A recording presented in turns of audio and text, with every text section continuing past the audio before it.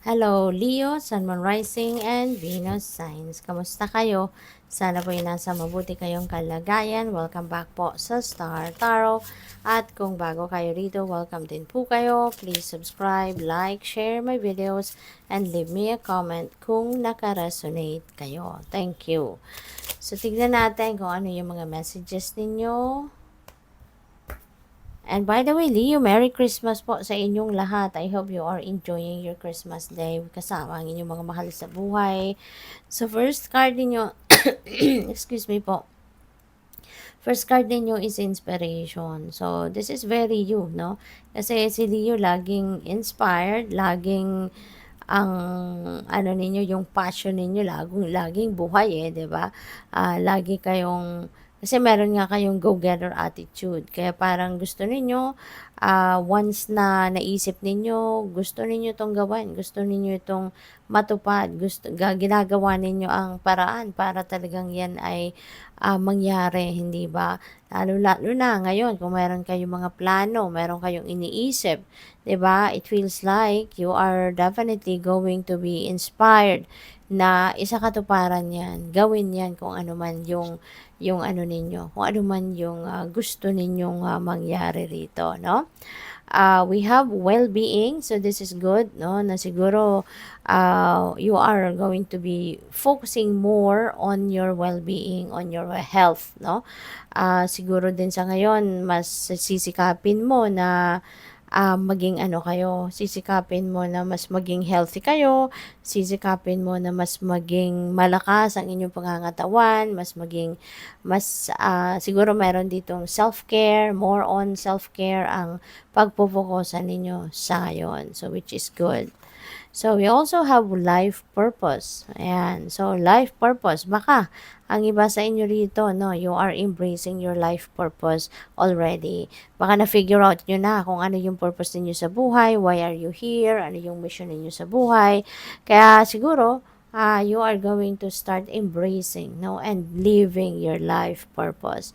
And pwede rin, ang iba sa inyo, baka reminder din ito sa inyo na Dio, it's about time na for you, diba? To step into your life purpose.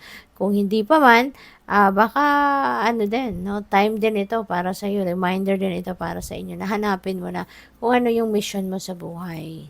So, tignan natin kung ano ba ang kaganapan dito. And you know what? Malalaman mo din, ma-figure out mo din if you are already living your life purpose. Kasi, mafe-feel mo na kung ano man yung ginagawa mo, parang you are going to be feeling fulfilled, you are going to be feeling contented, yung ganun ba? Kaya malalaman mo din na, ito yung purpose ko. Because I am enjoying it, I am, yung parang sobrang joy ang nararamdaman mo sa tuwing gagawin mo ang isang bagay na yan, yung ganon, ano? Walang kasing saya. No, mami-measure ninyo din yung level ng saya na mararamdaman mo sa tuwing ginagawa mo yung purpose mo kasi parang walang kapantay na saya, no? So, what else? We have manifestation, your dreams have untold energy. Open the door and let them live. Desire and belief are your power. So, napakaganda rin ito, no? Kasi you are on high energetic frequency ngayon siguro, no? Of manifestation.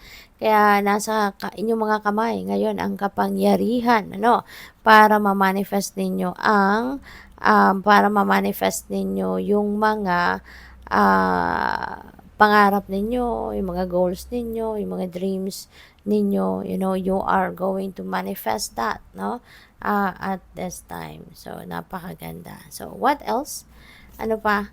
We have awareness. Pay attention to the subtleties. Look with new eyes. There are signs and omens everywhere. Okay? So, maging aware kayo sa mga subtleties na nandiyan dyan sa paligid ninyo. Kasi there are signs, omens, synchronicities, mga ganyan na will show up, no, sa buhay ninyo sa ngayon. And that is gabayan sa inyo ng divine universe. Maaring meron kayong mga hinihinging signs, no? Baka meron kayong confirmation, no, na hinihingi, pinagdadasal, enlightenment na hinihingi ninyo. So, ang gagamitin, no, ng universe ngayon para masagot ang inyong mga dasal ay through signs, symbols, synchronicities, omens, no? Kaya pay attention to that. At kapag hindi rin naman ninyo alam, no, anong ibig sabihin ng mga symbols na yan na pinapakita sa inyo, but you know that it is for you, you know that it's a message for you, i-google nyo lang yan. Ang dami ng mga vlogs sa Google na nag-explain, ano, ng mga signs, symbols, and synchronicities and omens na nag-show up, no, sa buhay natin para mag-gets mo kung ano yung ibig sabihin nito. So, what else? We have humor. Laugh at yourself. Lighten your heart. Let nothing steal your happiness. Okay? Iyong-iyo yan. Okay? I-enjoy mo. If you feel that you are happy, then feel your feelings. Okay? Don't allow other people na i-spoil nila yung kasiyahan mo. Kumbaga, walang basagan ng trip. No? Huwag mong hayaan na basagin ng iba yung kasiyahan mo. Okay? So, just focus on, on yourself. At kung mayroong mga negative energy surrounding you, ako, iwasan mo na lang as much as possible or deadmahin mo na lang. Diba? Para hindi mabasag ang trip mo. Hindi mabasag yung kasiyahan mo. Alright? Good luck sa'yo. Thank you for watching. Love and light. Namaste.